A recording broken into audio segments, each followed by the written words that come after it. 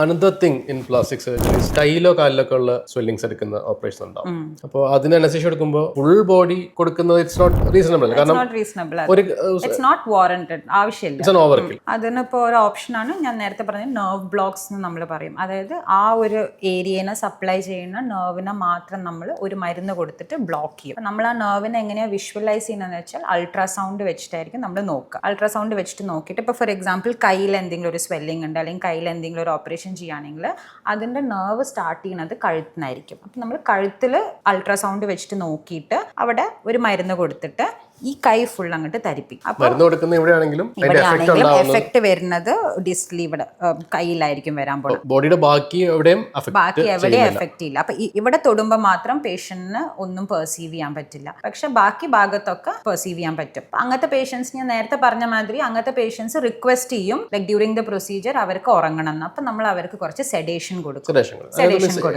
വിളിച്ചാൽ എണീക്കാൻ എണീക്കാൻ പറ്റും. അങ്ങനത്തെ ഒരു സെഡേഷൻ കൊടുക്കും.